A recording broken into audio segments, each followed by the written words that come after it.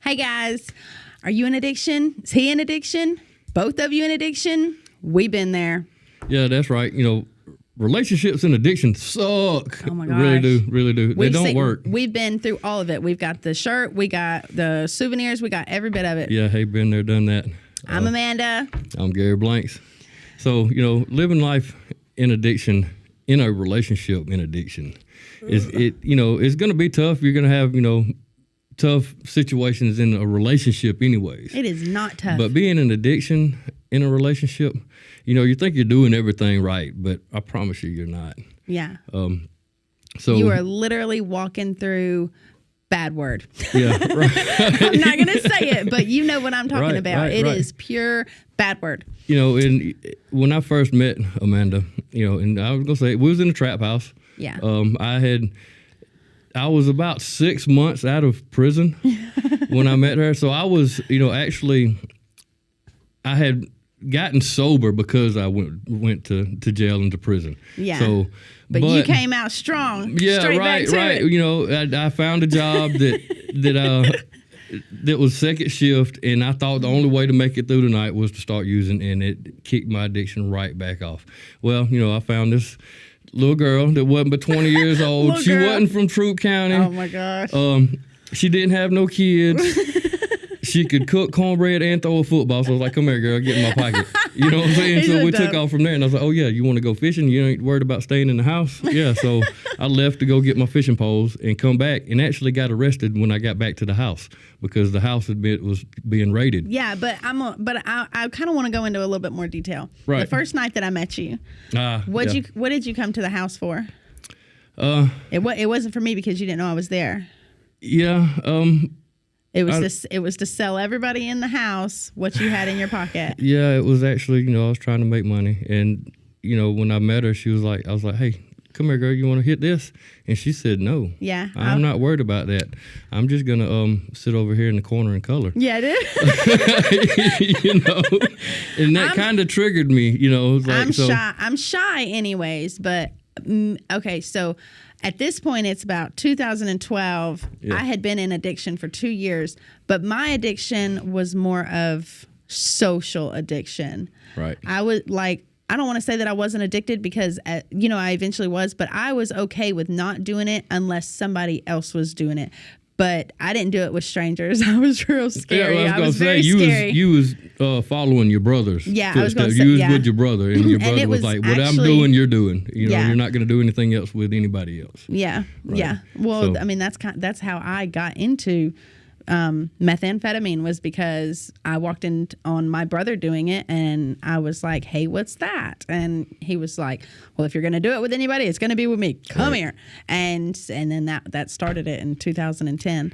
Right. And then, after a couple of times, me giving her my phone number that she forgot a couple of times. It's really amazing that we ended up together, y'all. Right, right. And then, crazy. I went to jail. I got back out. I met her at another trap house, and was like, hey, you're not going to give me a hug? You don't remember? She said, oh, yeah, that's you. It was dark, y'all. I can't see anyways, and then it was dark, so I didn't know.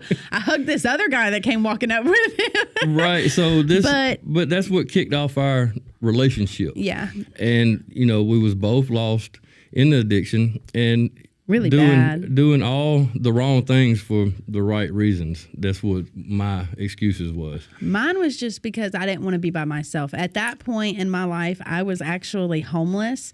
Right. I didn't actually have anywhere to go, so I always tried to cling on to somebody so that they would kind of just take me with them, because if you don't take me with you, then I don't know what I'm doing. I have no idea where I'm going. You found yourself walking on the streets a couple of times. Yeah, a bunch of times. Right. And kind of got stranded a few times or whatever, because I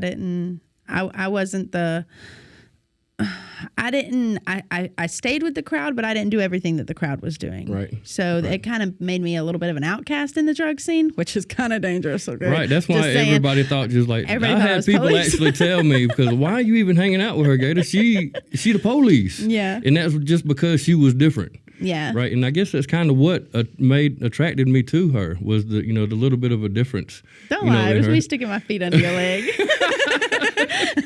That's a whole other story. Yeah. But the first year of our relationship Right. was pure addiction. It was going to this house, getting this sack, getting that sack. I mean, it was just, it was so chaotic. We multiple nights, multiple times, we were in houses that didn't even have power with people just smoking and running these propane heater things, like, because it was so cold outside and we were trying to keep it warm in the house so we could keep getting high. And I mean, it was pure craziness. So in living in this relationship we was in addiction, it didn't matter what we was at. It didn't matter what was going on. The only thing that was going across our mind was our next high. Yeah. What are we going to do next to get our high? Yeah. It wasn't even about trying to get to know each other, really. I mean, for me, it wasn't. It was more about just having that companion, so I wasn't by myself. Right. And and I'm one to say I'm not really good at being alone myself either. So we kind of clicked. Yeah. You know what I'm saying? But then we had a kid come along. Well, she got pregnant. I got sober first. Let's just verify that. I got sober first. Before the kid got here, right? Yeah, we spent a year in addiction together. Right. I got sober. You stayed in addiction. I stayed in addiction. Wasn't trying to come out of addiction. I didn't, but that's the thing. I didn't think I had a problem. Yeah. I didn't have a problem. I'm a grown man. I'm going to take care of business. It don't matter what I'm doing. You're going to get a shirt that says, I'm a grown man, because I think that's literally on every podcast. I might be a little partial. I might still have a little bit of feelings about that. But I ended up getting pregnant. Let's see, I got sober in December 2013. Yeah, we met in 2012. Right. I ended up pregnant February of 2014. Right. Yeah. So only a few months after I stopped doing drugs did I get pregnant. Thank God. He knew what he was doing. I mean, he really did. And he was actually trying to get my attention too. But then that's when listen. I'm gonna tell y'all though, okay, it's hard when you're in addiction together, but when only one is in addiction, it makes things even worse. Oh my gosh. It was awful. Yeah, that's when the line started. Yeah, because that's so much secrecy, which I mean, and it didn't make no sense to me anyways, because I met you in addiction. Right. I knew you was in addiction. I knew you didn't stop. She knew all my tics. She knew, if my tongue twisted a certain way, she knew I was high.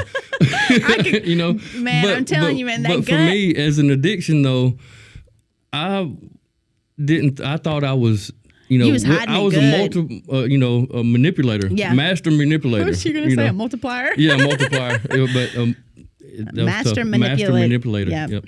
So that's when the line started. And I believed in my addiction. What I said, I was lying to everybody else, but I believed my own lies. Yeah. Just because I said it. Yeah. And and who are you to tell me? Well, and it, a lot like. We've always said, that we don't really fight. But during that time of our life, we fought. Oh, yes, definitely. It was so, because there's constant secrets. There's constant, him leaving, me staying home with the kids, coming back, lying. And I wouldn't even ask no questions, just lying for no reason. For no reason. Just absolutely no reason to lie. And it's just, but the main priority in addiction is not... If you're in addiction, it's not each other, just like me and him were saying. Right. It wasn't about getting to know each other. It wasn't about, falling in love and what are we going to do today? No, it was, where are we getting it? Who you calling? Right. We got to get a ride. Let's go. That's all it was about. It's all about getting that high. So there's not really any room for a relationship to actually grow. It's just sitting there and it's just getting stagnant, and it's just. Yeah, but there was always these secrets, though, too. You was wondering who I was with. You actually, at one time, you thought that I was cheating on you. And I was like, no. And still to this day, I'm going to say it. I would never cheated on her with any other woman. Yeah. But I can say I did cheat on her with the streets. Yeah. So she, didn't never know who I was with, where I was going, what I was doing. Why is there money missing? I know you've been at work, said you've been at work fixing a roof all week. Yeah. My job was to stay home and take care of the kid. Right. It wasn't my job to know all these details and know, where the money went and where he's been and who he's been with. It ain't none of your business. It's business. Right. But so, that's where I know y'all have heard me say it, ain't got no place for feelings in this. Yeah. That came from that time. He literally told me that I had like, my I don't feelings know why in a you're bringing place. these feelings in this. It's strictly business. I'm making the money. I'm, got the lights on. I got us a place to stay. And I did the same thing then. It's a relationship. Like, feelings. That's the whole thing with relationships. Right. It is built on feelings. Like, don't make no sense. But right. It got bad, though. It ended up getting physical not on his part, on my part, because I was just so at a loss. Anger will set in. Yeah, we was having a little disagreement. I would say that, and I was leaving. She said she was leaving, and I was like, "You're not leaving." I said, "You can leave, but you're not taking my kid." Oh man, it was so bad, you guys, because then we were fighting over the child. Yeah, physically pulling. I pulled my daughter Skylie out of her hands and was like, "You're not going." I was like, "You can leave." And it was like a tug of war with a child, and I'm telling y'all, like, it to this day, it still bothers me because Skylie says that she remembers it. She does. And if you think of it from your kid's point of view. Think of what you're putting them through. Mom and dad constantly fighting. Mom and dad constantly hiding in rooms. We're constantly by ourselves. Separated. Dad's not ever here. When he is here, they're fighting with mom. They're and dad fighting, or just fighting. not even interacting at all. Like no interaction, because there was a lot of that too. Yeah, but I told her, I said, "You're violent." And she was like, "No, I'm not." And I shut the front door, and I heard a crash against the other side of the door. And she had actually thrown an ashtray, tried to hit me, and I closed the door, and I opened it back up. I peeked back in and said, "See, you're violent." And then he closed the door, and I threw some DVDs at the door. But that's my point. Like, when you're in a relationship like that, one of you is in addiction, and the other is not. The other is having to be the all parent. The mom and the dad, and it is so hard, and you get to that point where you just become enraged with anger and loneliness, and then it brings trying to get them to see, like, look what you're doing. And I mean, I really felt out of control in that time, because how long you were in addiction for? How long? Over 20 years. Well, no, not that. I know that. I'm saying, like, in that time while I was sober and you were still in addiction, about how long was that?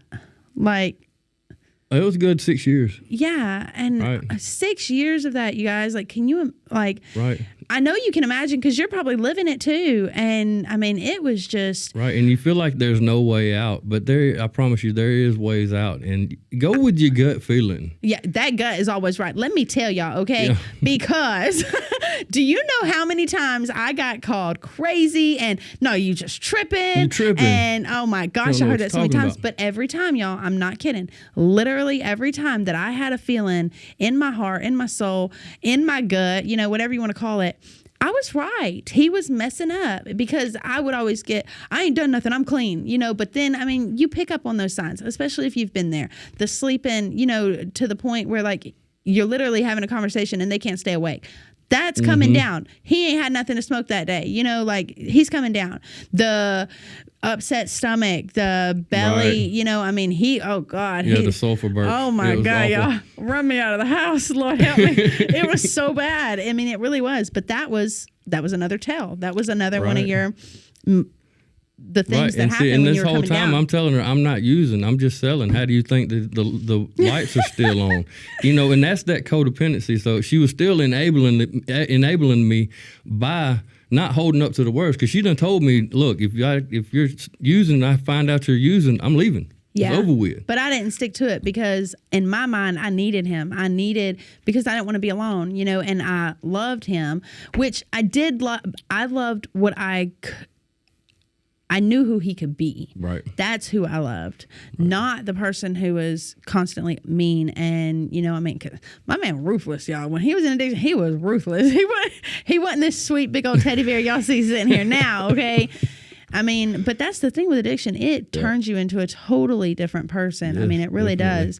And but then, finally, God sat me down and, sent LaGrange Task Force after me, and I got arrested again. Yeah. And at this time, she had left me. Yeah, I finally did stick to my guns, and I finally did take my 2 children, because at this point we had 2 children, and we were living in a house with no power, no water, no nothing. Literally the house falling down around us with a newborn baby. And I finally... well, we've talked about it. You know, you wouldn't. I tried to call him a few times and message him because the baby was out of formula and diapers. And he refused to come home and help. So I was like, it's time to go. Yeah, right. It's time to go. But the thing is, it had been time for her to leave me. Long time ago. You know, and it like I said, you know, living life in a relationship and addiction sucks. You're gonna have to make this hard decision and finally decide one day, hey, I got to look out for me and mine. You know, I don't care what you got to do. I got to take care of myself. Y'all, I would literally sit and cry and beg God, please help me leave. Please help me not to love him. And I'm going to get teary-eyed thinking about it because it was such a hard time, you know, in our relationship. I mean, it really was. It was terrible. But, sorry, guys. Yeah, so, you know, But he finally did. He finally gave me the strength to leave, and it was really the breaking point in our relationship, or the turning point. I don't want to say the breaking point, the turning point. Right, and that's what actually finally opened my eyes to what was going on. When she left me, she took my kids, and I was like, oh, well, that was, you know, close to my rock bottom. Yeah. You know, that's when I turned my life over. And oh, I got so many nasty messages, y'all.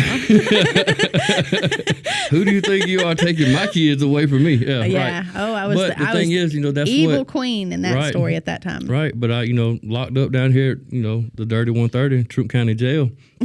Why? Okay, hang on. Why do you call it the dirty 130? What even is that? Well, what is the that? address for Troup County Jail is 130 Sam Walker Drive. Okay. So, and you start off sleeping on the floor. You don't get no boat. You're on the hard concrete. You use a toilet paper roll for a pillow. You know what I'm saying? Or you go to the library and get, you know, as many books as you can and stick it under your mat, you know, for a pillow. Okay, I needed some clarification on that. I can't be the only one who has wondered that, because you say it all the time. Don't think you can just go into Troup County Jail and you go straight to a bunk. You're not getting it. I promise you. You might fight your way onto one, but, you know, that's another story. Okay. But so anyway, you know, I'm down here in jail, and I'm like, you know what? There's this guy laying across from me, and he's reading the Bible, and he's looking at 20 years, you know, sentence. You know, he's looking, you know, the DA done come at him with, you know, 2 different offers. You know, first one was 40, and they knocked it down to 20 with so much probation. Yeah. And, you know, but he's happy. I'm like, what's really going on here? And he was like, he held up his Probably Bible. Thought it was crazy. He was like, look, this right here. And we had a little Bible study, and that's what it kicked it back off, you know. And I, you know, started remembering the times that I went, you know, to church as a kid, and started remembering seeds that were planted in my head from other people, you know, way back in the day. Yeah. And so I got into that, and she finally, you know, I finally got in touch with her on the phone, and, you know, and she's telling me, oh, I might be pregnant with this other guy that I'm with, and that broke my heart. And I'm thinking, I was like, okay, I got 2 little girls. I want a little boy. And she's, you know, I'm like, that's where her little boy is going to come from, is this other dude. And it hurt me so bad. But I was not. But I was not. Right. So, but anyway, the more I read in the Bible, the more peaceful I felt, the more joy I found. And then I finally broke down with this guy and told him, was like, look, I've been, you know, I rededicated my life or whatever there, and it just changed everything. And I actually called her on the phone. I was like, I'm a changed man. You know, I don't care if you're with him. I'll do whatever I can for the babies. You know, we still have this relationship because of our kids. Yeah. But I love you. But if you being with somebody else is if that's the better route for you and for your life, I'm happy for you. Yeah. You know, and then that's when she hit me. She was like, well, I don't know if we can even be back together again, because I don't know if I can be with a godly man. Yeah. Oh, Lord. So there's another kick to the teeth. Well, I had done flipped. I had done flipped at that point. Right. For so long, I was in recovery. I was clean. He goes to jail. You get clean. And then guess what? I got my freedom. Can't nobody judge me. I started drinking. Right. And It wasn't an everyday thing, but regardless, I was drinking, and I was drinking excessively. And so when he called me talking about Jesus this and Jesus that, I was like, oh, Lord, here's one of them Bible thumping, Jesus pushing. I'm not with it. And I pursued other things. Yeah, she's like, I think I'm more attracted to the donkey side of you than the good side of you. I mean, sometimes that's how it is, though. Like, she was looking for the bad boy. Yeah, but then you get the bad boy, you don't want him no more.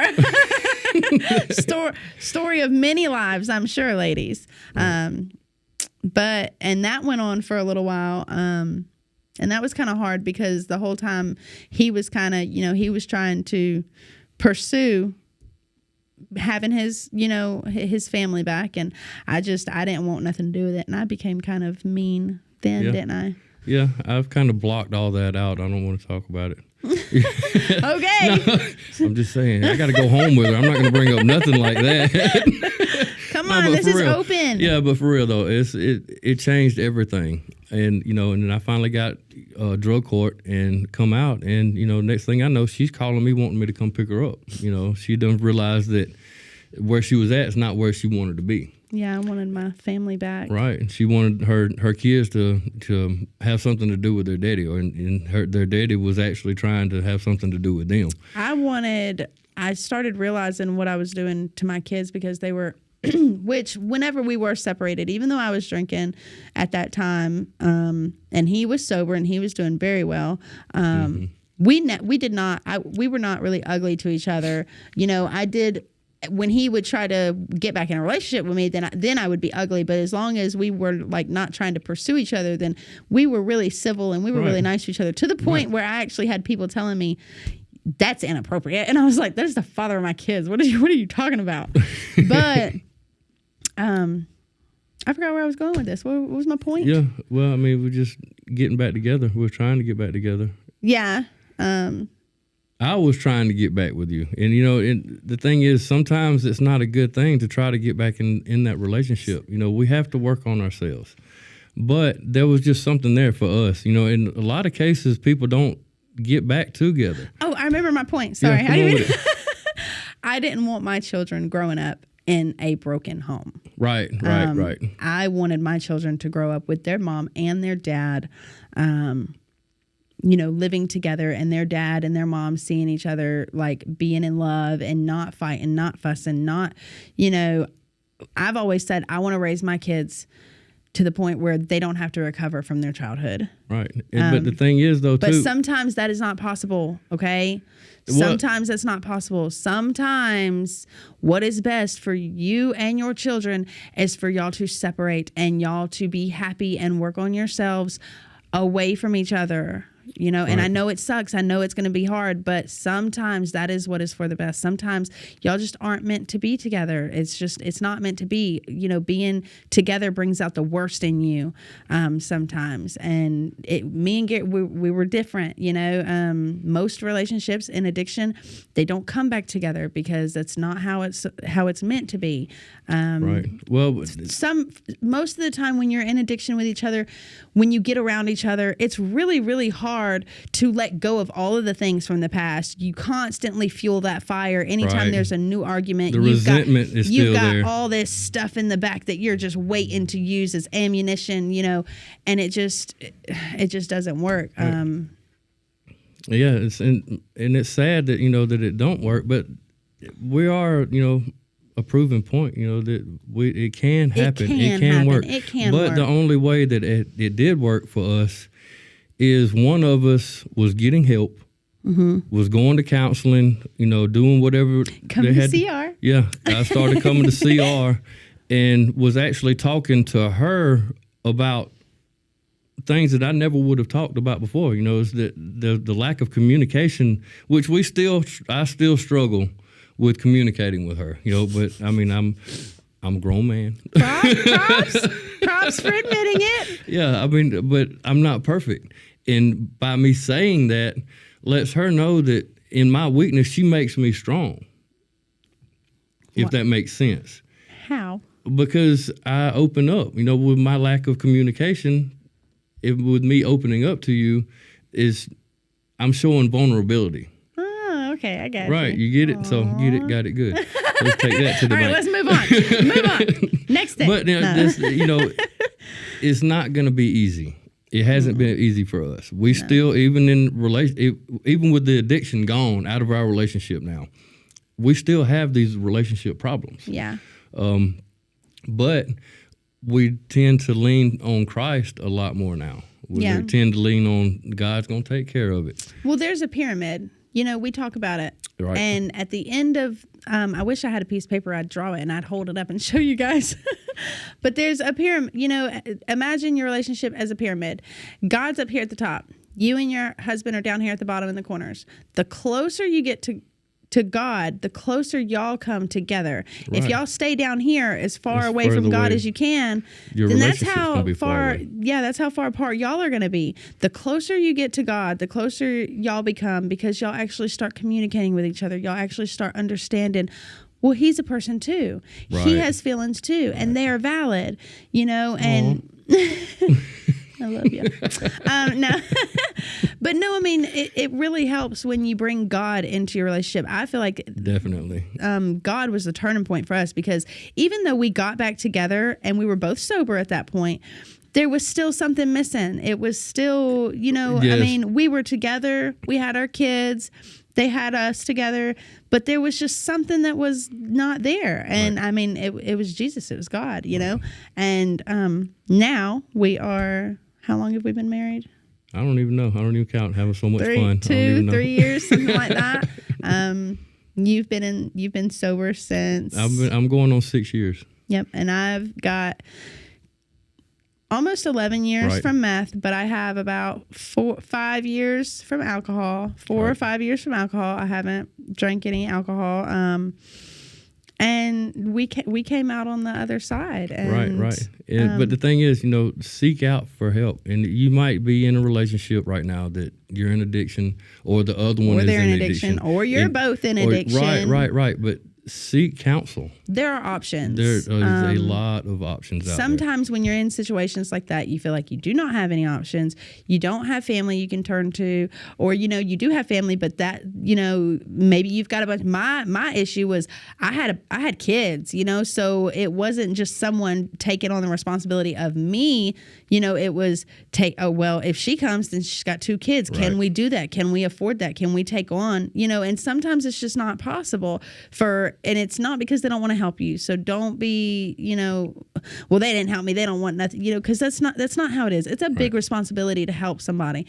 But if you don't have those options, if you are sitting there and you're in this situation and you really think, well, I don't have no choice, I have to live like this because I have no options, nobody's going to help me.